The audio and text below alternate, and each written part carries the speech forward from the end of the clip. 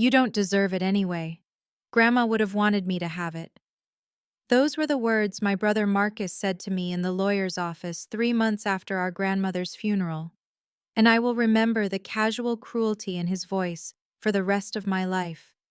I'm Emma, 28 years old, and I was sitting in a leather chair that squeaked every time I shifted my weight, holding a tissue I'd twisted into a rope between my shaking hands, trying to understand how $67,000 that my grandmother had explicitly promised me had somehow ended up in my older brother's bank account instead. The lawyer, a man named Gerald Pritchard with silver-rimmed glasses and an uncomfortable expression, had just finished explaining that technically, legally, if my grandmother had changed her will in her final weeks, there wasn't much I could do about it. Marcus sat across from me looking perfectly comfortable in his tailored suit, the kind that probably cost more than my monthly rent, his legs crossed, and his expression somewhere between bored and annoyed that I was even questioning this. Grandma Helen made her wishes clear, he said, and I watched him brush an invisible piece of lint from his sleeve. She wanted someone responsible to manage her legacy, someone who's actually successful. The emphasis on that last word hit me like a slap. This was Marcus at 32, 4 years older than me, working in corporate finance at some firm downtown, driving a BMW, living in a condo with floor-to-ceiling windows. This was Marcus, who had always been the favorite, the golden child, the one my parents bragged about at dinner parties while I was the afterthought, the one who still hasn't quite figured things out.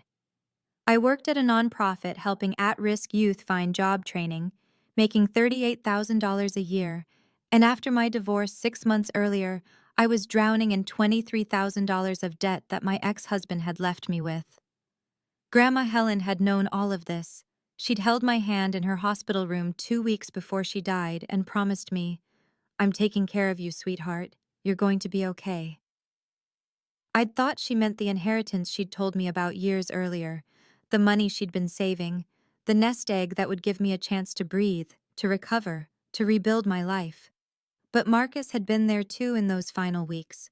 Marcus with his power of attorney, Marcus with his access to her accounts, Marcus who apparently had convinced our failing, medicated grandmother that her responsible grandson deserved her savings more than her struggling granddaughter. "This isn't right," I managed to say, my voice coming out smaller than I wanted it to. "She promised me." Marcus sighed like I was a child throwing a tantrum. "Emma, let's be honest. What would you do with $67,000? You'd blow through it in a year trying to pay off credit cards and student loans. At least I'm investing it, building something. That's what Grandma would have wanted." Mr. Pritchard cleared his throat uncomfortably and explained that if I wanted to contest the will, I could hire an attorney, but it would cost at least $15,000 with no guarantee of success. And the burden of proof would be on me to show that Grandma Helen wasn't of sound mind when she made the changes. I had $1,100 in my checking account. Marcus knew this. I could see it in the slight smile playing at the corner of his mouth. He knew I was powerless. He knew I couldn't fight him. And he knew that our parents, who had always favored him, who had always made excuses for him, would take his side if I tried to make this a family issue. I left that office feeling like something fundamental had broken inside me, like the last bit of safety net I'd believed existed had been ripped away. And I understood in that moment that my own brother had stolen my inheritance and felt absolutely justified in doing it.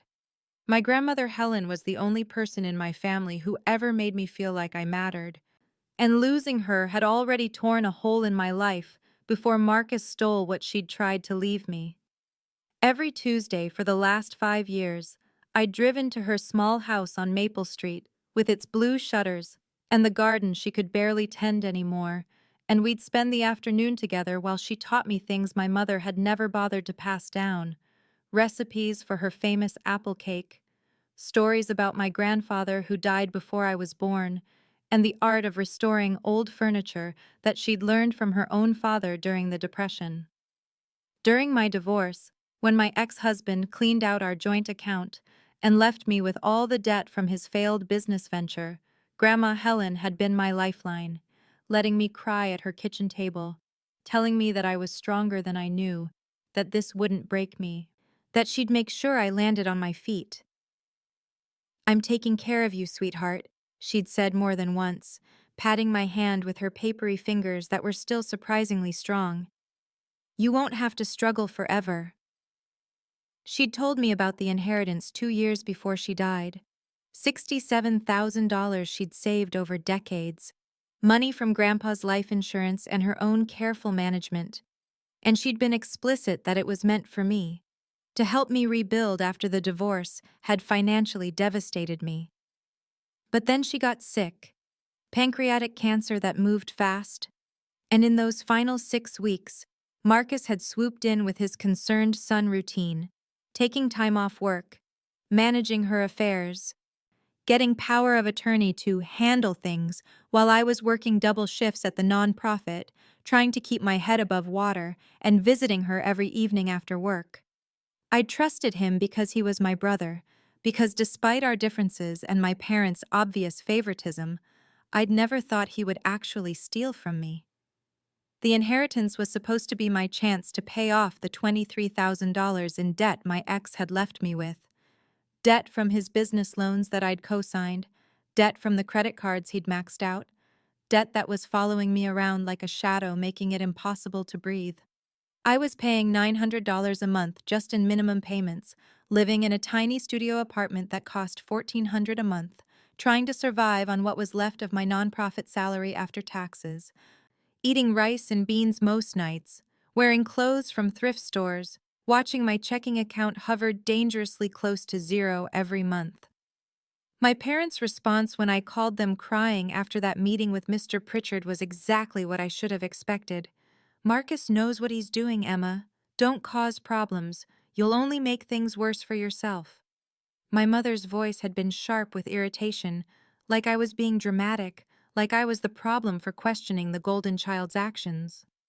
My father hadn't even gotten on the phone.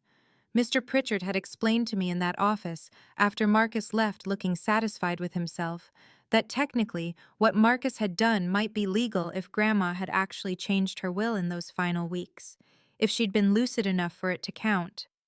But the timing was suspicious, and if I wanted to fight it, I'd need to hire an attorney who specialized in estate law, and that would cost at least $15,000 up front with no guarantee of success, since the burden of proof would fall on me to demonstrate that my grandmother wasn't of sound mind, or that Marcus had unduly influenced her. I had $1,100 in my bank account. I was barely making rent, and I knew Marcus knew exactly what position I was in, knew I couldn't fight him, knew he'd won simply by having more money and more power and our parents' unconditional support no matter what he did. 2 months after that devastating meeting in Mr. Pritchard's office, I was working my second job as a weekend barista at a coffee shop called Brew Haven, 6 blocks from my apartment, pulling espresso shots and steaming milk for customers who mostly didn't look at me. And every time I checked my phone during my break, I saw Marcus's social media posts documenting his increasingly lavish lifestyle. Photos of him and his fiancée Jessica on a luxury vacation to the Maldives with crystal blue water and overwater bungalows that cost $1,000 a night. Pictures of his brand new Tesla Model S in slate gray parked in front of his downtown condo. Close-up shots of a Tag Heuer watch that I knew cost at least $8,000 because he'd tagged the brand and the model. Every post felt like a knife turning in my chest because I knew where that money had come from. I knew that my grandmother's life savings were funding his performance of success, and there was nothing I could do about it except serve lattes to strangers and try not to cry during my shift. The monthly family dinner at my parents' house in the suburb where I'd grown up was worse than usual that month because Marcus showed up driving the Tesla and spent the first 20 minutes of the evening making sure everyone saw it, leading my father outside to admire the acceleration and the autopilot features. And when we finally sat down to eat my mother's dry pot roast, Marcus kept making passive-aggressive comments aimed at me, observations about responsibility and financial planning wrapped in casual conversation. "Some of us know how to manage money, Emma," he said while cutting his meat, not even looking at me directly. That's why certain people make certain decisions about who should handle important matters. My mother immediately jumped in with her typical enabling response, reaching over to pat Marcus's hand and saying, "Your brother works hard for what he has, Emma. He deserves to enjoy the fruits of his labor." My father said nothing, just nodded along while chewing, and that silence felt like complicity, like agreement, like I was the unreasonable one for being hurt that my brother had stolen my inheritance and was now flaunting it in my face. My younger sister Lily, who was 24 and still living at home while finishing her master's degree, caught my eye across the table with a look of sympathy, but she didn't say anything either, didn't defend me, didn't call out the cruelty, and I understood that she was afraid to break ranks, afraid to lose the family's approval the way I apparently had. Marcus's fiancée Jessica was there too, meeting the family for the first time since they'd gotten engaged 3 months earlier, and she seemed nice enough, friendly and warm. A pretty brunette who worked in marketing and who clearly had no idea that her future husband had financially devastated his sister. She asked me polite questions about my work at the nonprofit and seemed genuinely interested when I talked about the job training programs we ran, and I found myself liking her and feeling sorry for her at the same time because she didn't know who she was marrying. Toward the end of the dinner, Marcus pulled out a stack of cream-colored envelopes with elegant calligraphy and announced that the wedding invitations had arrived, handing them out to everyone at the table. And when I opened mine, I saw that the wedding was going to be a destination event in Napa Valley at some vineyard estate, the kind of expensive affair that announced status and taste. "Emma, I'll send you the details about being a bridesmaid," Marcus said with a smile that didn't reach his eyes. "The dresses are $800, and you'll need to cover your own hair and makeup day of, plus the bachelorette party weekend in wine country, so start saving now. I know money's tight for you." The casual cruelty of it took my breath away. The expectation that I would spend money I didn't have to celebrate his marriage funded by money he'd stolen from me. And I saw my mother nodding like this was perfectly reasonable, like I should be grateful to be included. And I realized in that moment that my family saw me as someone to be managed and dismissed. Someone whose feelings didn't matter as much as maintaining the appearance of harmony and celebrating Marcus's success. I spent 3 days after that family dinner sitting with the wedding invitation on my kitchen counter, staring at the elegant calligraphy and the details about Napa Valley and the vineyard estate, trying to decide if I should cut contact with my family entirely or show up and pretend everything was fine. Pretend my brother hadn't stolen my future, and that my parents hadn't chosen his comfort over my devastation. The idea of spending $800 I didn't have on a bridesmaid dress to celebrate Marcus's wedding felt like swallowing glass, but the idea of not going meant admitting defeat, meant letting him win completely, meant disappearing from my own family and proving that I was exactly as insignificant as they seemed to think I was. Then Lily called me on a Thursday night, her voice tight with stress, saying, "Please come to the wedding, Emma. I need you there. He's impossible to deal with, and if you're not there, I'll be completely alone with them." I heard the desperation in her voice and realized she was trapped in a way I didn't have to be anymore. Still living under their roof, still dependent on their approval, and I told her I'd come but that I wasn't going to be a bridesmaid, wasn't going to play along with Marcus's performance, and she said she understood and that she was grateful I'd be there at all. That decision, once made, felt like the first choice I'd made in months that was actually mine. Not a reaction to someone else's cruelty or a surrender to circumstances I couldn't control. And something shifted in me that night, some small spark of defiance that I hadn't felt since Grandma Helen died. 3 months before the wedding, with the invitation still on my counter and my bank account still hovering near empty, I cleared space in the corner of my tiny studio apartment and pulled out the broken-down dresser I'd bought at an estate sale for $40 2 weeks earlier, a 1940s piece with good bones but water damage and ugly brass hardware that someone had painted over with thick white latex paint. Grandma Helen had taught me how to restore furniture like this during those Tuesday afternoon visits. how to strip paint carefully without damaging the wood underneath, how to repair veneer and replace hardware and apply stain in thin, even coats that brought out the grain. And working with my hands on something she'd taught me felt like having her back for a few hours. Felt like she was standing beside me telling me to be patient, to trust the process, to see the beauty hidden under the damage. I worked on that dresser every night after my barista shifts ended at 10, getting home exhausted and smelling like coffee, changing into old clothes and spreading drop cloths across my apartment floor, stripping and sanding and refinishing until 2 in the morning. And when I finally finished it 3 weeks later and posted photos on a new Etsy shop I created called Helen's Legacy, naming it after my grandmother because she'd given me this skill and this knowledge, I felt something like hope for the first time since Mr. Pritchard's office. The dresser sold for $320 within 2 days to a woman in Portland who said it was exactly what she'd been looking for, and that first sale felt like validation, like proof that I could create something valuable, that my hands and my time and my grandmother's teachings could translate into actual money. I bought 2 more pieces from estate sales, a nightstand and a small writing desk, and started the same process, working my nonprofit job from 9 to 5, pulling espresso shots at Brew Haven from 6 to 10 on Friday through Sunday, and refinishing furniture from 11 at night until 2 in the morning, running on 5 hours of sleep and living on coffee and determination, and the growing sense that maybe I'd found something that could save me. Not Marcus's stolen inheritance, but my own capability, my own skill, my own refusal to disappear. 6 weeks before the wedding, I got a message through Etsy from an interior designer in the city named Caroline Chen, who'd seen my work and wanted to know if I could produce 6 pieces for a client's home staging project, matching nightstands and dressers and side tables in a mid-century style. And she was offering $4,200 for all 6 pieces, with a 5-week timeline.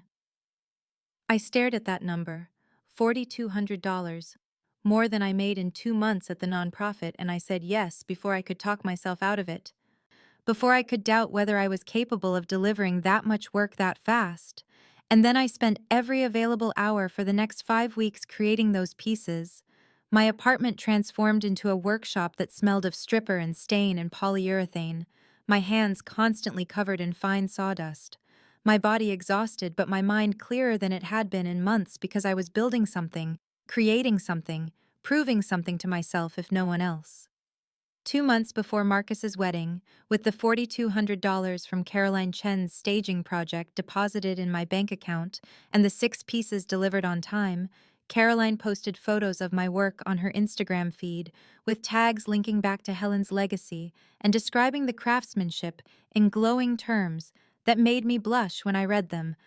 And within a week, I received an email from the operations manager of a boutique hotel chain called Meridian Collection, asking if I'd be interested in bidding on a contract to furnish the lobby of their flagship property in the city, a historic building undergoing restoration that needed custom pieces in keeping with the 1920s architecture. The contract details arrived 2 days later, and I sat at my kitchen table reading through the specifications with my heart pounding because they wanted 15 pieces over 3 months, desks and credenzas and side tables and a custom reception desk, and the budget they listed was $34,000, a number so large I had to read it 3 times to make sure I wasn't misunderstanding. I submitted my bid that same day with photos of my best work and detailed descriptions of my process, trying to sound professional and capable, even though I was terrified I wouldn't be able to deliver that volume of work in that time frame. And when they called me 72 hours later to say I'd won the contract, I actually cried on the phone with the operations manager, had to apologize and explain that this was my first major commercial contract, and she laughed warmly and said, "Well, your work speaks for itself, so we're confident you'll deliver something beautiful." That contract changed everything in ways both practical and emotional, because suddenly I could afford to quit the barista job at Brew Haven, could stop coming home at 10 o'clock at night smelling like coffee with my feet aching and my hands burned from steam wands, and I negotiated with my nonprofit supervisor to go part-time at 30 hours a week so I could dedicate my mornings and early afternoons to furniture restoration.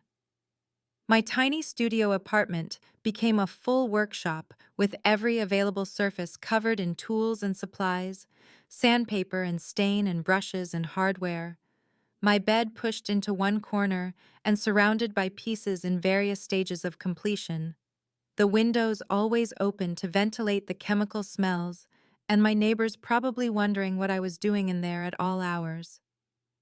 Lily came to visit one Saturday afternoon, 3 weeks into the hotel contract, and stood in my doorway looking around at the controlled chaos with wide eyes, watching me work on a credenza that I was staining in thin, careful coats, and she said, "Emma, this is incredible.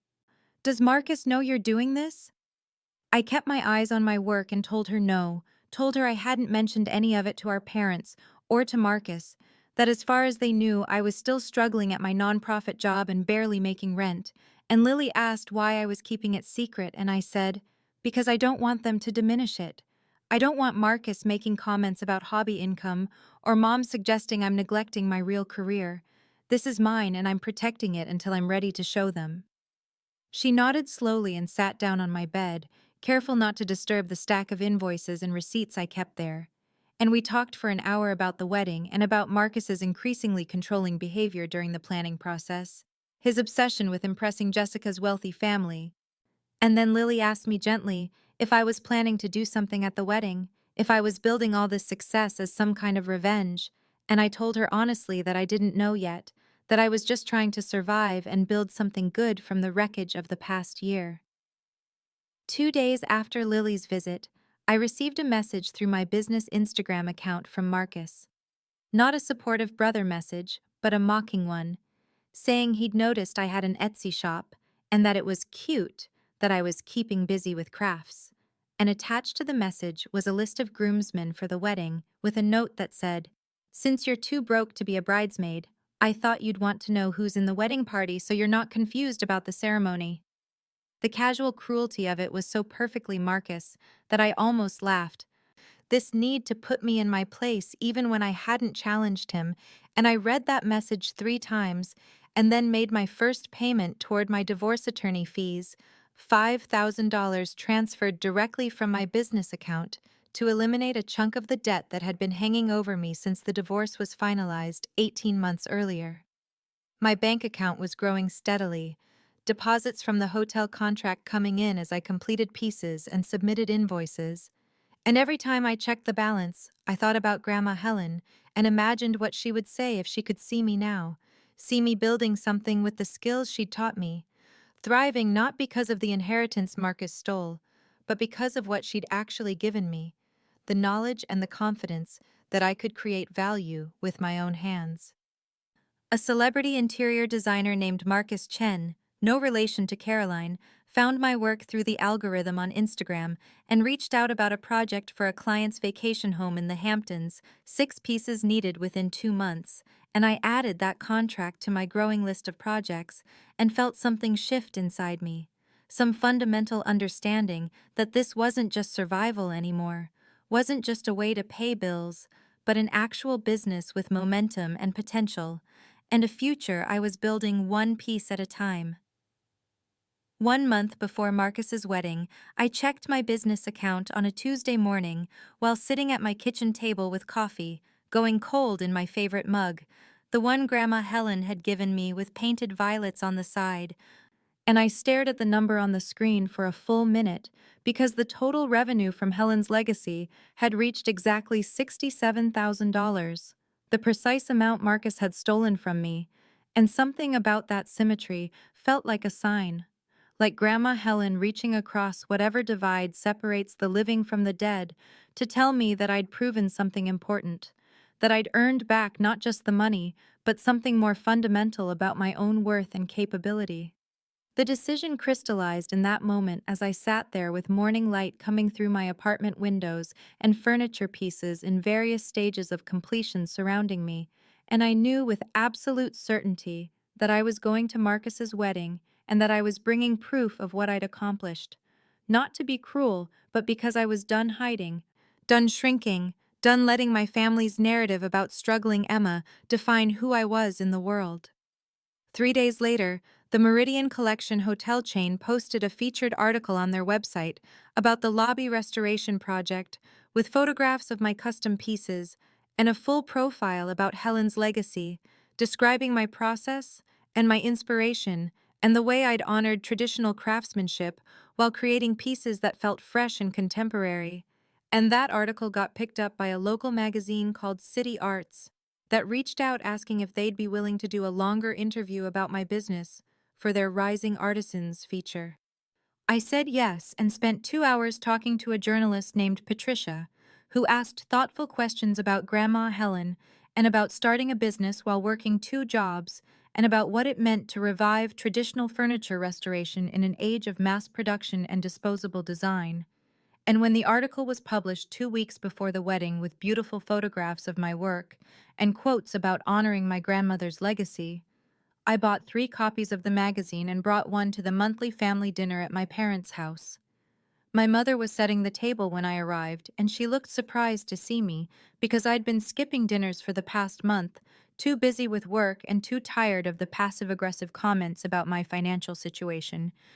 And when I handed her the magazine open to the article about my business, she stared at it for a long moment before calling my father over to look, and I watched their faces cycle through surprise and confusion and something that might have been pride, except it was complicated by the realization that I'd been succeeding without telling them, that I'd built something significant while they'd been assuming I was barely surviving. Dad said, "We didn't know you were doing so well, Emma. This is quite impressive." And there was something tentative in his voice, like he wasn't sure how to relate to this version of me. And Mom kept looking at the photographs and saying, "These are really professional. This is a real business," as if she'd assumed until that moment that I was just playing around with a hobby. Marcus arrived 20 minutes later with Jessica, and when Mom showed him the article, he barely glanced at it before handing it back and saying, "Hobby income, cute," with that dismissive tone he'd perfected over the years, the one that made everything I did feel small and insignificant. But Jessica took the magazine from him and actually read the article, studying the photographs and reading the quotes. And then she looked up at me with genuine warmth and said, "Marcus, this is a real business. These pieces are beautiful. Emma, this is incredible work." I watched Marcus's jaw tighten and saw irritation flash across his face at Jessica's praise, saw him not liking this shift in the dynamic where his struggling little sister was receiving admiration from his fiancé, and he said something about how furniture refinishing was fine, but it wasn't like it was a real career with stability and benefits. And I felt that old, familiar urge to defend myself, to explain and justify and prove that what I was doing mattered. But instead, I just smiled and thanked Jessica and let Marcus's words hang there in the air, sounding petty and small. The dinner continued with Marcus talking about wedding plans and last-minute details, and Jessica's family flying in from Connecticut. And I sat there feeling calm and confident in a way I hadn't felt in my parents' house since before Grandma Helen died. No longer afraid of Marcus's judgment or diminishment, because I'd proven something to myself that didn't require their validation. And when I left that night, I drove straight to the boutique downtown, where I'd been eyeing a dress for the wedding, a beautiful emerald green silk dress that cost exactly $800. And I bought it with my business account debit card, not because Marcus expected me to spend that much, or because I was trying to prove anything, but because I wanted it and I could afford it, and I was done asking permission or approval for my own choices. The week of Marcus's wedding, I drove up to Napa Valley on a Thursday afternoon with my emerald green dress hanging in the back seat and my overnight bag packed with everything I needed for 3 days in wine country. And I'd deliberately booked myself into a different hotel than the one where my family was staying, a smaller boutique place 2 miles from the main wedding venue, because I wanted space and autonomy and the ability to leave when I chose without having to navigate the hallways and breakfast rooms where my parents and Marcus would be holding court. Lily called me that evening while I was unpacking in my quiet hotel room and told me that Marcus had been impossible all week, full bridezilla behavior, as she put it, obsessing over every detail and snapping at anyone who suggested the slightest deviation from his carefully planned vision. And she explained that Jessica's family were old money from Connecticut, sophisticated and understated in that way that comes from generations of wealth, and Marcus was trying desperately to impress them, to prove that he belonged in their world of country clubs and summer houses and casual references to European vacations. The rehearsal dinner was Friday night at an elegant restaurant attached to one of the vineyards, all exposed brick and Edison bulbs and carefully curated rustic charm that probably cost a fortune to achieve. And I arrived exactly on time wearing a simple navy dress and the confidence that came from knowing I'd built something real over the past months, something that didn't require anyone's approval or validation. Marcus's college friends were there, including Ryan, who'd been his roommate junior year and who'd always been kind to me during the years when Marcus and I had been closer, back before the inheritance and the theft and the casual cruelty that had characterized our relationship since Grandma Helen's death. And when Ryan saw me, he broke into a genuine smile and came over immediately saying, "Emma, I haven't seen you since the funeral. How are you holding up?" And there was real warmth in his voice that made me remember why I'd always liked him. I was about to answer when Marcus appeared beside us and interrupted with that particular tone he used when he wanted to diminish me in front of other people, saying, "She's fine, keeping busy with her little crafts." And I saw Ryan's eyebrows raise slightly at the condescension. But before he could respond, Jessica's mother approached our small group and asked me directly what kind of work I did, and I described Helen's legacy simply and honestly, explaining that I restored antique furniture and created custom pieces for residential and commercial clients, and I watched Jessica's mother's face light up with recognition as she said, "Oh, you're the artisan from that magazine article. I saved it because I'm redoing my study, and your work is exactly the aesthetic I'm looking for." Marcus's face went rigid, and I could see the discomfort in his eyes as other guests nearby overheard and turned toward our conversation with interest, asking questions about my process and my business and how long I'd been doing restoration work, and I answered graciously, without bragging, letting the work speak for itself, while Marcus stood there trying to maintain his smile and repeatedly interjecting with comments like, "She refinishes furniture, it's a hobby," and "Emma's always been creative, very artsy," in that tone that made creativity sound like a character flaw rather than a skill. The tension built through the dinner as more people asked about my work, and Jessica's mother showed several guests the magazine article she'd saved on her phone. And I could feel Marcus watching me from across the table with growing irritation, could see him struggling with the reality that his narrative about his struggling little sister was colliding with the actual evidence of my success. And I sat there feeling calm and centered in a way I hadn't felt around my family in months, no longer afraid of his attempts to minimize me, because I'd proven something to myself that made his opinion irrelevant. The wedding day morning arrived with that particular quality of light that only happens in wine country, golden and soft and filtering through the gauzy curtains of my hotel room. And I woke early feeling surprisingly calm, considering what I knew might happen later, considering the weight of the decision I'd made to stop hiding my success and to stop protecting Marcus from the consequences of his own cruelty. I showered and did my makeup carefully, taking my time with each step, and I was standing in front of the mirror in my underwear with my hair half done when someone knocked on my door, and I opened it to find Lily standing there in her bridesmaid dress, looking beautiful and anxious, and she came inside and sat on the edge of my bed and said, "Thank you for not causing drama. I know last night was tense, but you handled it perfectly." And I could hear in her voice how much she'd been worrying about the potential for conflict, how much she'd been caught in the middle between her loyalty to me and her fear of Marcus's reaction. I assured her that I wasn't there to ruin Marcus's wedding, that I had no intention of making a scene or creating problems, and as I said it, I realized it was true, that despite everything he'd done to me, I didn't actually want to destroy this day for him. But then I added quietly while looking at my reflection in the mirror, But I'm not hiding anymore either. If people ask about my work, I'm going to tell them the truth. I'm done making myself smaller to make him feel bigger.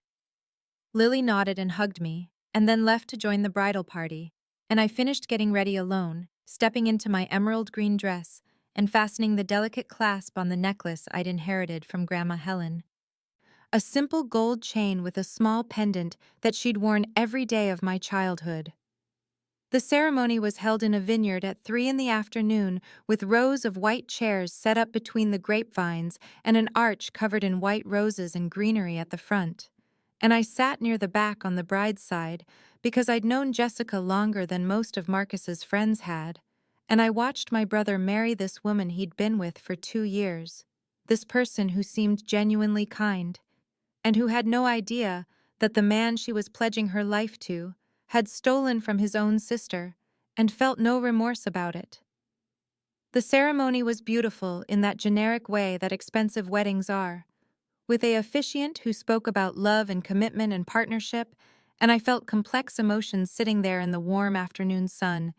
Anger at Marcus for the theft and the cruelty, sadness for what our sibling relationship had become, but also a strange acknowledgement that he was still my brother, still the person who'd taught me to ride a bike when I was 6, and who'd defended me from bullies in middle school, before everything got complicated by competition and our parents' favoritism, and his own insecurity about never being quite good enough for our grandmother's uncomplicated love.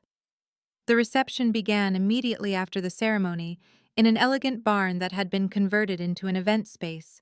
All exposed wood beams and string lights and carefully arranged centerpieces on tables set for 150 guests.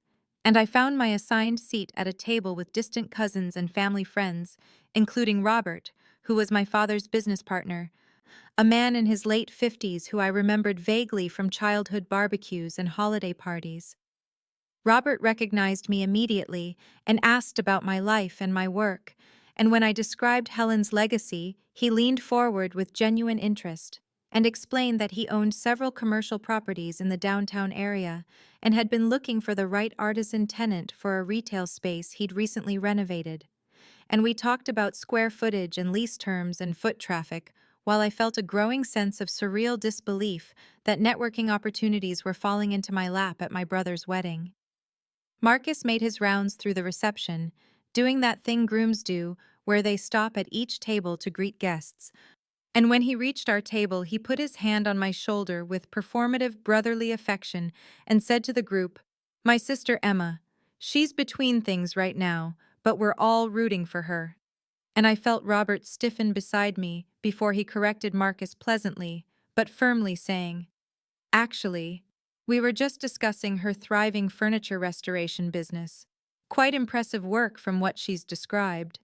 And I watched Marcus's smile freeze on his face, watched him struggle to maintain his composure while his narrative about his struggling little sister collided once again with reality, and he moved on to the next table without meeting my eyes. His fake smile still plastered across his face, like a mask he couldn't quite remove. The reception continued through the evening with the dance floor filling up as the champagne flowed and the string lights overhead created that warm golden glow that makes everyone look beautiful and happy. And I stayed at my table watching the traditional wedding elements unfold while trying to decide whether I felt like an observer or a participant in this elaborate performance of family unity. The best man, Ryan, took the microphone first for the toasts and delivered a polished speech full of stories about Marcus's loyalty and dedication, and he made a point of mentioning Marcus's generosity and family values, which made me grip my champagne glass so tightly I worried it might shatter in my hand. The irony of those particular words burning in my chest like acid, while the guests around me nodded and smiled at this characterization of my brother as some kind of moral exemplar. Jessica's father spoke next, and his toast was eloquent and thoughtful, all about partnership and integrity and the importance of building a marriage on honesty and mutual respect. And I watched Marcus glowing with pride at being accepted into this family of old money and quiet sophistication. Watched him bask in the approval of these people whose opinion clearly mattered to him more than anything, including his own sister's financial survival. The cake cutting happened with the traditional playful feeding of each other, and the first dance was to some romantic song I didn't recognize.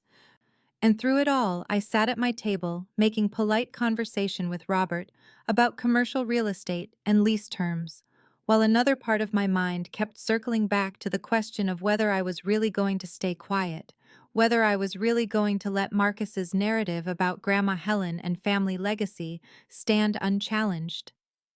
Jessica's cousin approached me during a lull in the music, a woman about my age who introduced herself as Lauren and explained that she was an attorney specializing in small business law. And she'd heard about my furniture restoration work from her mother and was curious about my business structure and whether I'd considered forming an LLC for liability protection. And we talked for 20 minutes about incorporation and insurance and tax implications while I exchanged business cards with her and with two other guests who'd overheard our conversation and had their own questions about custom furniture for their homes. I could feel Marcus watching me from across the room where he stood with a group of his college friends, could see the visible annoyance in his posture and the tightness around his mouth as he drank what looked like his third or fourth whiskey, and my parents approached my table with fixed smiles that didn't reach their eyes, and my mother said, "You're certainly networking tonight, Emma. Maybe don't monopolize the guests, though. This is Marcus's day." And I looked up at her feeling that old familiar pressure to make myself smaller and less noticeable, to apologize for taking up space or drawing attention, but instead I said calmly, "I'm just having conversations when people ask questions. I'm not seeking anyone out." And my father made a non-committal sound, and they drifted away to join Marcus's group across the room. Lily found me a few minutes later and pulled me aside near the entrance to the converted barn, her bridesmaid dress swishing as she walked, and her face tight with worry, and she whispered urgently, "Marcus is furious. He's had 3 whiskeys and he keeps talking about how you're trying to upstage him. Please, just keep your head down for the rest of the night." And I felt something shift inside me at her words, felt the weight of a lifetime of keeping my head down and making myself small and protecting Marcus from the consequences of his own actions, and I said quietly, "I haven't done anything wrong, Lily. I'm just existing. If that upsets him, that's his problem, not mine." The DJ announced that the microphone was available if anyone wanted to share memories or stories about the bride and groom, and several of Marcus's friends took turns telling funny anecdotes about college pranks and bachelor party adventures.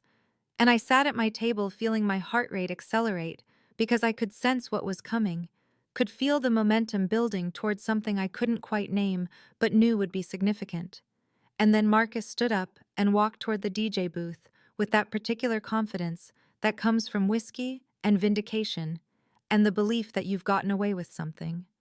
Marcus took the microphone from the DJ with that particular swagger that comes from whiskey courage and the belief that you've successfully crafted a narrative everyone has accepted, and he stood there in his expensive tailored tuxedo under the string lights, looking flushed and emotional and slightly unsteady as he began speaking in a voice that carried across the converted barn to all 150 guests, thanking his parents first for always believing in him, always supporting his ambitions, always knowing he had what it took to succeed.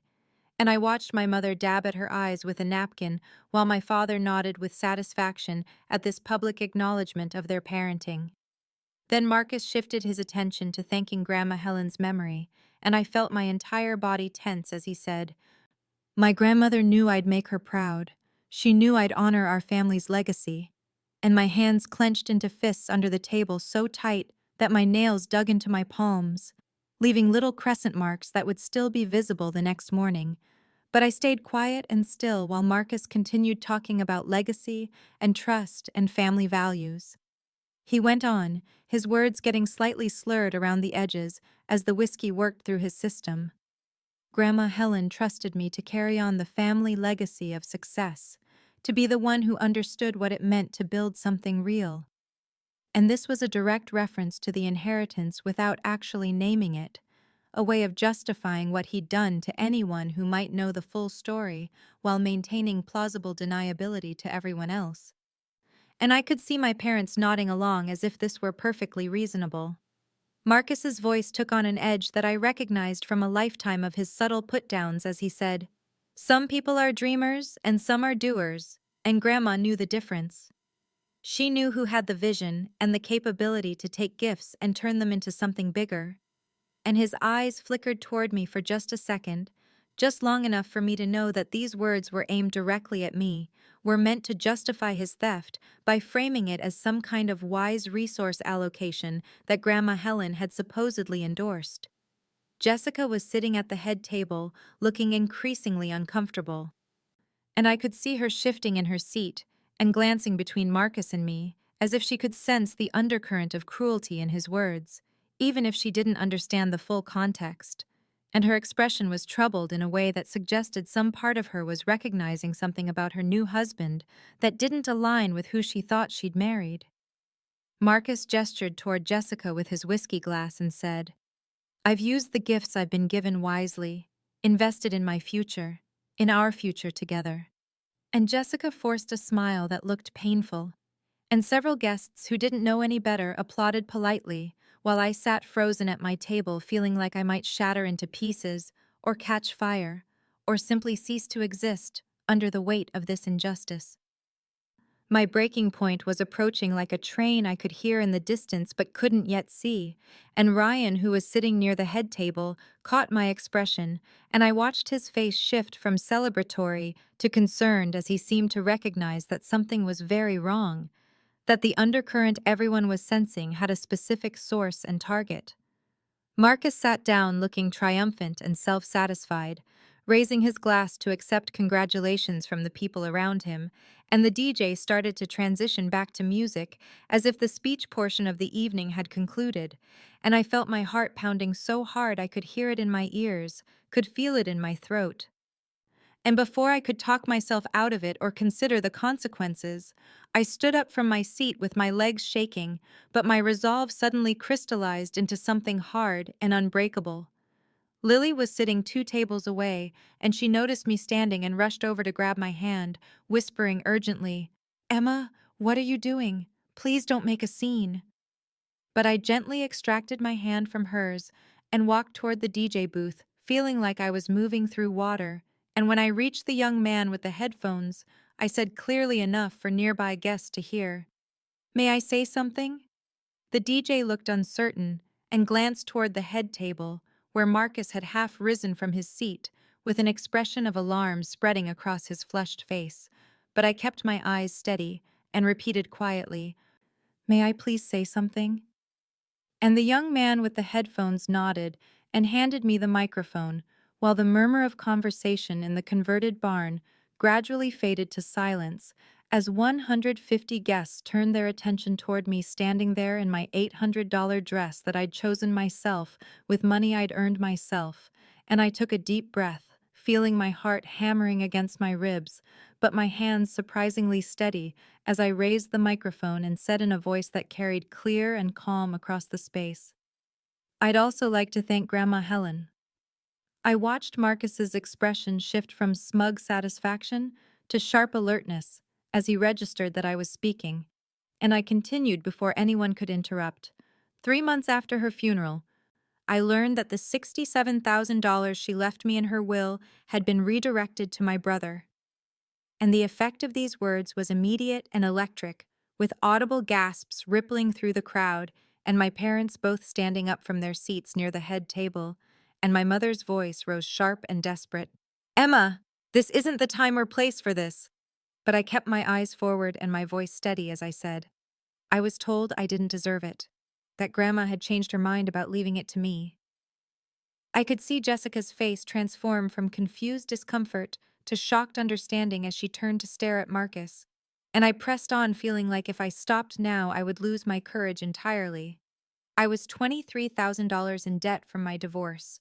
I was working 2 jobs and barely making rent. I couldn't afford the $15,000 it would have cost to fight this legally, and I was told by multiple people, including my own parents, that I should just accept it and move on. Marcus stood up now, his face red with alcohol and anger, and he said loudly enough for everyone to hear, "You're ruining my wedding with lies and drama because you've always been jealous." But I interrupted him with a firmness I didn't know I possessed and said, "I'm not finished, Marcus, and they're not lies." I reached into my clutch and pulled out the folded papers I'd brought with me, the bank statements I'd requested from the estate lawyer showing the deposits that had gone into Marcus's account in the weeks after Grandma Helen's death, deposits that matched exactly the amount that should have come to me. And I held them up for the guests nearest me to see while I continued speaking into the microphone. "I thought that money would save me," I said, and my voice cracked slightly, but I pushed through. "I thought I needed it to survive, that without it I would drown in debt and never recover from the financial devastation of my divorce." And I paused to gather myself before continuing. But Grandma Helen taught me something more valuable than $67,000, something that Marcus couldn't steal no matter how hard he tried. I described how Grandma had taught me to restore antique furniture in her garage workshop when I was 13 years old, how she'd shown me how to strip old paint and repair damaged joints and bring beauty back to pieces that other people had discarded. And I explained how after the inheritance was taken from me, I'd started a business in her memory, working until 2 in the morning most nights refinishing furniture in my tiny apartment, building something from nothing with my own hands the way she taught me. She taught me I could create value with my own hands, I said, and my voice was strengthening now with the truth of it. She taught me that my worth wasn't determined by what other people chose to give me or take from me, and she gave me a skill that has become the foundation of a real business that's changing my life. I explained how in the 6 months since the inheritance had been taken from me, I'd worked 3 jobs simultaneously while building Helen's legacy furniture and design, how I'd taken commissions from individual clients and then from an interior designer who'd discovered my work, and how that had led to a contract with a boutique hotel chain that wanted custom restored pieces for their historic property renovation.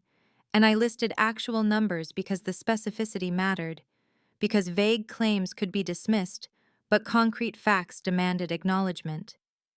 "As of last week," I said into the microphone, while 150 guests sat in complete silence, "my business has generated $67,000 in revenue," and I let that number hang in the air for a moment before reaching into my clutch again and producing the second set of papers I'd brought. My business bank statements that I'd printed just 2 days earlier, showing deposits and revenue that told the story of 6 months of relentless work and growing success. "The exact amount that was taken from me," I continued, my voice steady and clear, "earned through my own hands and my own skill and my own refusal to let anyone else define what I deserved." And I could see people throughout the converted barn leaning forward in their seats, could see Jessica's mother with her hand over her mouth, and Ryan nodding slowly, as if pieces were falling into place. And my parents looked stricken and frozen while Marcus had gone pale underneath his alcohol flush. I felt tears threatening, but I pushed through because this was the moment that mattered. This was why I'd come. And I said with emotion breaking through, "So thank you, Marcus, for teaching me that I don't need your theft, or your approval, or your version of Grandma's intentions to build a life I'm proud of." And then I looked away from him toward the ceiling of the converted barn, with its string lights and exposed beams, and I said, "And thank you, Grandma Helen, for giving me something that couldn't be stolen no matter how hard anyone tried. A skill, a legacy, and your absolute belief in me when I couldn't believe in myself." The silence that followed was profound and heavy, broken only by someone's quiet crying somewhere in the back of the room, and I handed the microphone back to the DJ with hands that were shaking now that the adrenaline was fading, and I turned to walk back to my table, not sure what would happen next, but knowing I'd said what needed saying. Before I'd taken 3 steps, Jessica stood up from the head table with her white dress rustling and her face transformed by anger and betrayal, and she walked directly to Marcus, who was still standing there looking like he'd been struck, and she said in a voice loud enough for nearby tables to hear clearly, "Is this true? You stole from your sister?" Marcus started stammering immediately, his composure completely shattered, saying, "It's more complicated than she's making it sound. She doesn't understand the full situation. Grandma wanted me to manage the money." But Jessica cut him off with a sharpness I hadn't heard from her before. "Did you take her inheritance? Yes or no?" And Marcus tried again to explain. "Grandma wanted me to manage the assets. She trusted my judgment about investments." But Jessica wasn't accepting the deflection, and she repeated, "Did you take the $67,000 that was left to Emma? Answer me." Marcus looked around desperately as if seeking help from our parents, or his groomsmen, or anyone who might rescue him from this moment. And he finally said weakly, "I made the decision that I thought was best for the family resources," which wasn't an answer, but was absolutely a confession. And Jessica's face hardened in a way that made clear something had broken irreparably. She reached down and slid her engagement ring off her finger, the diamond catching the light from the string lights overhead, and she placed it deliberately on the white tablecloth in front of Marcus and said simply, "I need air. I can't be here right now." And she turned and walked toward the exit with her wedding dress trailing behind her, while her parents and siblings immediately stood and followed. And the room erupted into chaos with guests whispering frantically and my parents rushing to surround Marcus, as if they could somehow contain the damage that was already done and spreading through the reception like wildfire. The reception had descended into chaos, with guests whispering frantically to each other and small groups beginning to gather their things to leave, while others stayed frozen in their seats as if witnessing a car accident they couldn't look away from. And I stood there near my table, feeling the adrenaline that had carried me through my speech beginning to fade and leave behind a shakiness in my legs and a ringing in my ears. Ryan appeared at my side within moments, his best man's boutonniere slightly crooked, and his expression mixing concern with something that looked like admiration, and he said quietly, "That took incredible courage, Emma. I had no idea about any of this." And I could see in his face that he was reassessing everything he thought he knew about Marcus and our family dynamics. He offered to drive me back to my hotel, his hand gentle on my elbow as if he thought I might collapse. But I shook my head and said, "Thank you, but I'll call a car. I think it's better if I just go." Because I didn't want to drag anyone else into the mess that was unfolding around us, and I needed to be alone to process what I'd just done. Before I could pull out my phone, Lily was there wrapping her arms around me tightly, and I could feel her trembling as she said into my hair, "I'm so proud of you, Emma. I'm so sorry I didn't stand up for you before. I was scared, and that's not an excuse, but I'm not scared anymore." And I held her back, feeling tears finally starting to come now that the moment had passed. We were still embracing when I heard my father's voice, sharp and angry, cutting through the noise of the disrupted reception. "Emma, we need to speak with you right now." And I turned to see both my parents approaching with expressions that mixed fury and panic in equal measure, and my father continued without waiting for me to respond.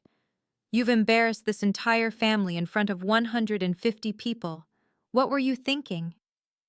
I felt Lily's hand squeeze mine as I faced them and said as calmly as I could manage, "No, Dad.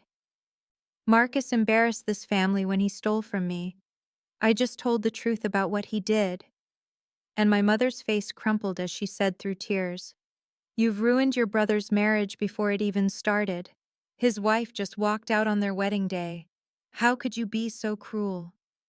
The word cruel coming from her mouth after 6 months of enabling Marcus's theft sparked something hot and bright in my chest, and I said with a steadiness that surprised me, "If Marcus's marriage can't survive honesty about who he really is, then that's not my fault.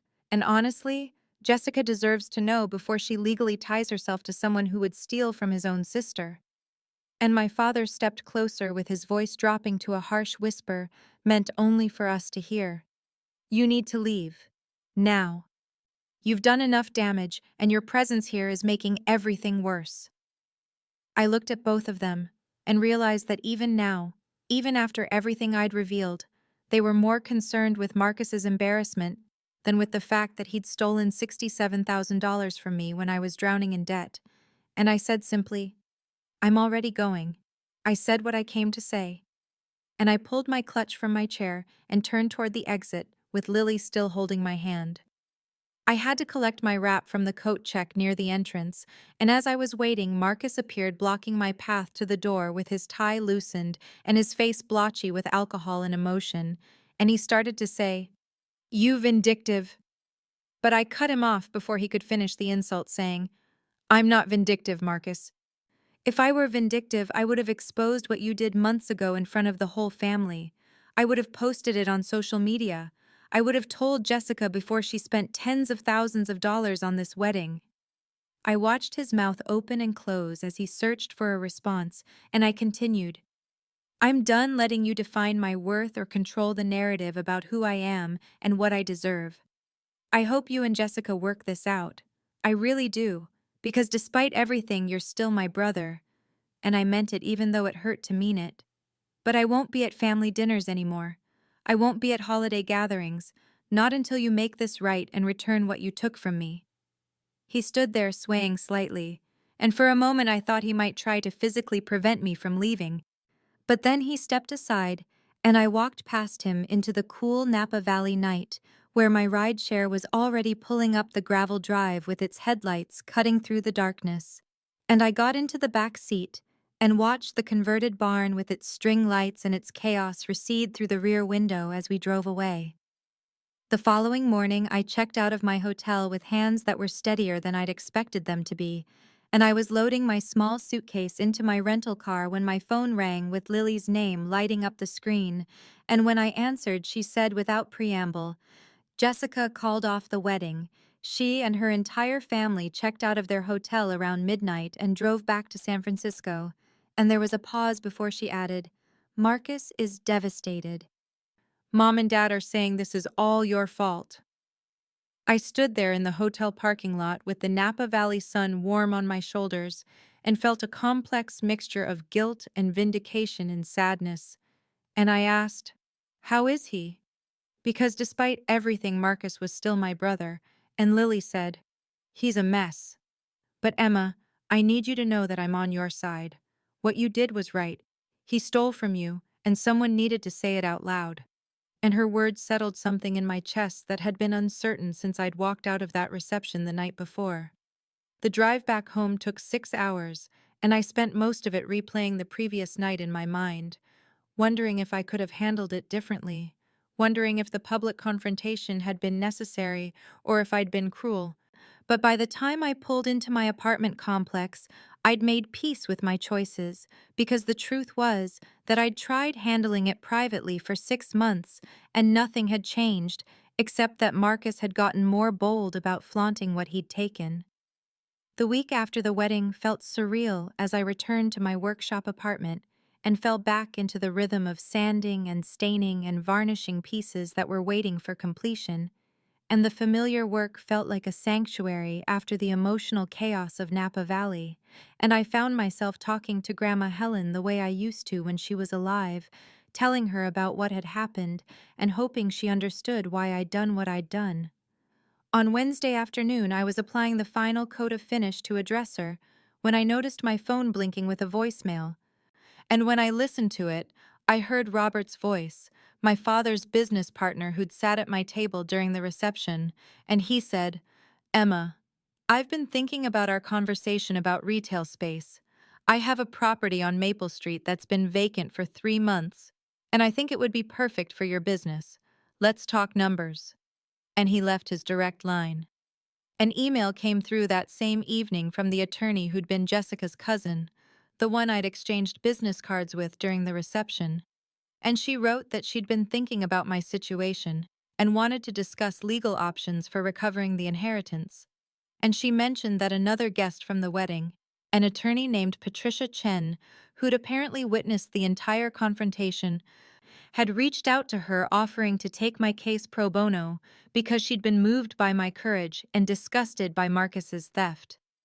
2 days later, an Instagram message appeared from an account I didn't recognize, and when I opened it, I saw it was from Jessica, and her message was short but powerful. "Thank you for saving me from marrying a thief. I'm sorry for what he did to you. You deserved better from your family. And I sat there staring at those words, feeling validation from an unexpected source.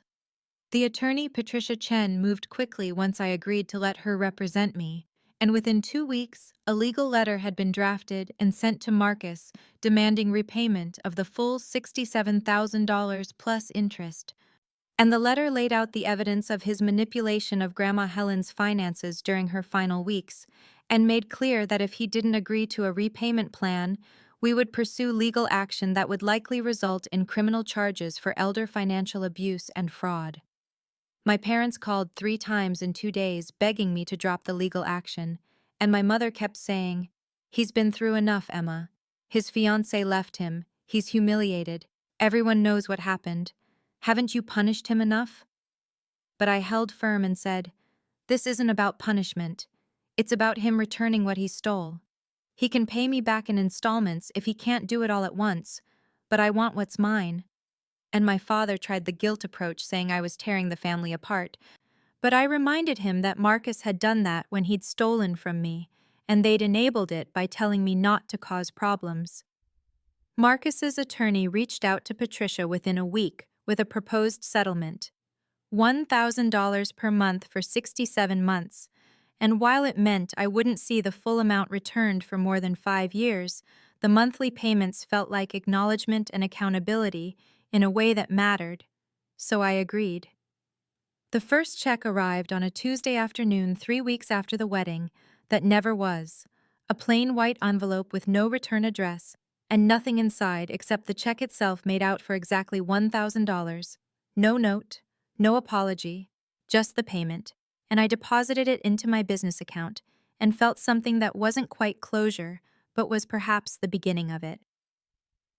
3 months after the wedding that never was, I stood in front of a storefront on Maple Street with Lily beside me, and a small crowd of people I'd met through my business gathered around as I used oversized scissors to cut a ceremonial ribbon stretched across the entrance to what was now officially Helen's Legacy Furniture and Design, and the glass windows displayed 3 of my best restoration pieces, including a Victorian writing desk that had taken me 40 hours to bring back to life, and a mid-century credenza with brass pulls that gleamed in the afternoon sunlight.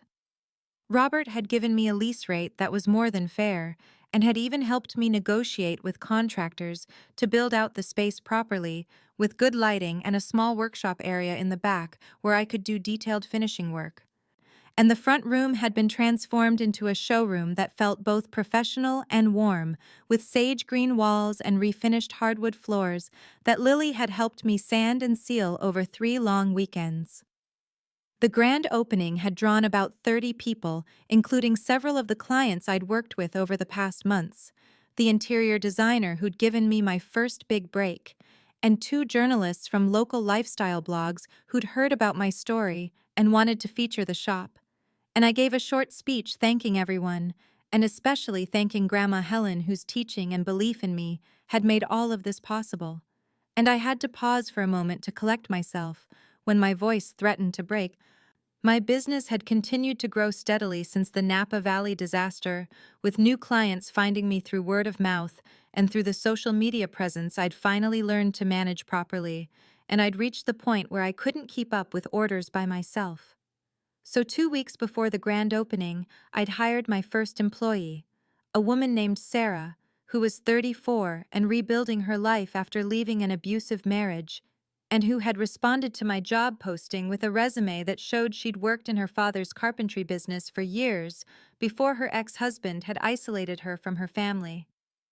I saw something of myself in Sarah's careful hopefulness during her interview, that quality of someone who'd been told they weren't good enough for so long that they'd almost started to believe it. And I hired her on the spot and promised her I'd teach her everything Grandma Helen had taught me about furniture restoration. And watching her face light up with gratitude had reminded me how far I'd come in just 6 months. My parents hadn't attended the grand opening, and I hadn't expected them to, but Lily had been there since early morning helping me arrange furniture and hang the framed magazine article on the wall and set up the folding table with cookies and punch, and she'd invited her boyfriend David, who I'd only met once before, but who turned out to be genuinely kind and interested in my work. And Lily whispered to me at one point during the event that she was thinking about moving in with him and creating some distance from our parents, and I told her I supported whatever she needed to do to be happy. Marcus's third monthly payment of $1,000 had arrived the previous week right on schedule, and while the payments didn't erase what he'd done, they represented a kind of accountability that mattered. And I'd opened a savings account separate from my business account, where I deposited each check because I decided that once all $67,000 had been repaid, I would use that money to fund a scholarship in Grandma Helen's name for young women learning traditional trades and crafts. I was in the shop on a quiet Tuesday afternoon, 2 weeks after the grand opening, working on a repair job for a customer, when the bell above the door chimed, and I looked up to see Marcus standing in the entrance looking uncomfortable and older somehow than he had at the wedding. And for a moment, we just stared at each other before I said neutrally, "Marcus?" And he said, "Emma, do you have a few minutes to talk?" I wiped my hands on my work apron and nodded toward the 2 chairs I kept in the front corner of the shop for clients, and we sat down with careful distance between us, and he looked around at the space and said, "This is really impressive. I mean it. This is a real business." And I said simply, "I know it is." And he nodded and looked down at his hands. The conversation that followed was awkward and halting, but Marcus managed to say, "I'm sorry, Emma. I've been thinking about this for months, and I need you to hear that I'm genuinely sorry for what I did. I was jealous. I've always been jealous of you." And when I looked at him in disbelief and said, "Jealous of what? You were always the favorite, always the successful one, always the one Mom and Dad bragged about." He shook his head and said, "Of Grandma's love for you. It was real, Emma. You had this relationship with her that was genuine and unconditional, and I could feel that the way she looked at me was different, like she was proud of my accomplishments, but didn't actually know who I was as a person. And her love for me felt conditional in a way that hers for you never was." I sat with that for a long moment, processing this perspective I'd never considered, and I realized that in our family's complicated dynamics, Marcus had been trapped by expectations just as much as I'd been trapped by dismissal. And while that didn't excuse what he'd done, it helped me understand it in a way that felt less personal and more sad. I told him I appreciated his apology and I accepted it. But I also made clear that accepting an apology didn't mean everything was fine between us, that trust once broken took years to rebuild and might never be fully restored. And he nodded and said he understood and wasn't expecting me to welcome him back into my life immediately, or maybe ever. But he wanted me to know that he was working with a therapist to understand why he'd made the choices he'd made, and Jessica had agreed to talk to him, though she'd made clear they would never get back together. He stayed for only about 20 minutes, and when he left, I sat in the quiet shop feeling something that wasn't quite forgiveness, but was perhaps the beginning of letting go of the anger that had burned in my chest for so long.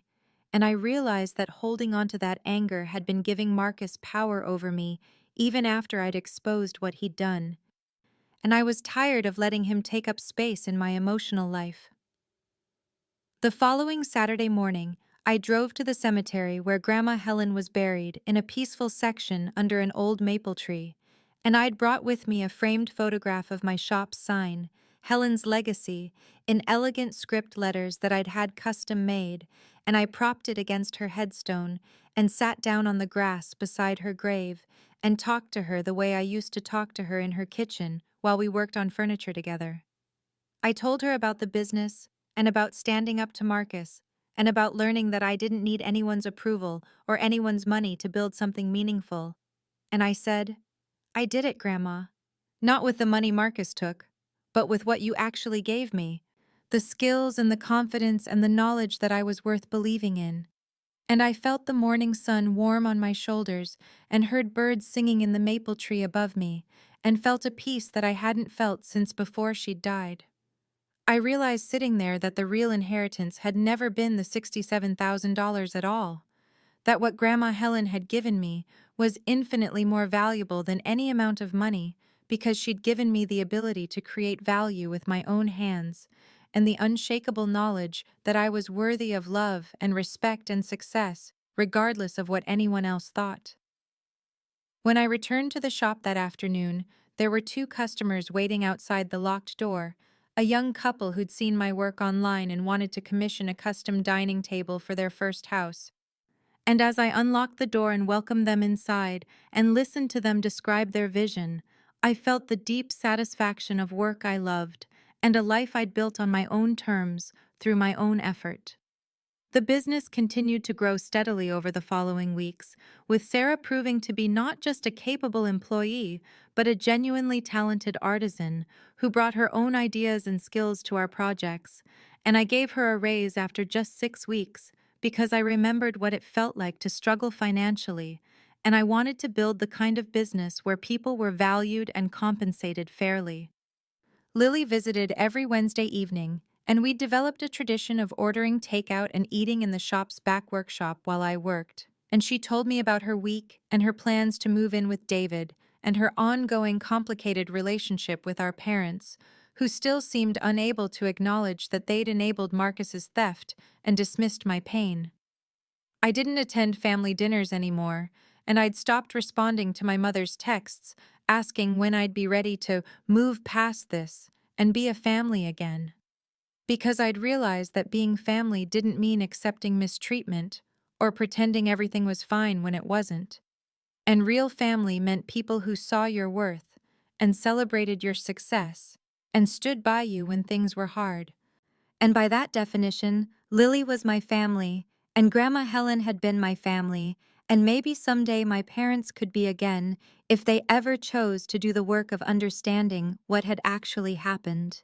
On a crisp autumn evening, 6 months after I'd stood up at Marcus's wedding and told the truth in front of 150 witnesses, I locked up the shop and stood outside for a moment looking at the sign above the door and the warm light glowing through the windows and the pieces of furniture visible inside that I'd transformed from broken, discarded things into objects of beauty and function. And I thought about the version of myself who'd sat in that lawyer's office and been told I didn't deserve the inheritance my grandmother had left me. And I wished I could go back and tell her that she was going to be okay, that she was going to build something beautiful out of her pain, that she was going to discover she was stronger than anyone had ever given her credit for, including herself. I don't need anyone to tell me I deserve it anymore, I thought as I walked to my car with my work bag over my shoulder and paint under my fingernails and the satisfied exhaustion of a full day's meaningful work in my bones. Because I know my worth, not because someone gave it to me or validated it or approved it, but because I proved it to myself every single day through the work of my hands and the business I'd built and the life I'd created that was entirely my own.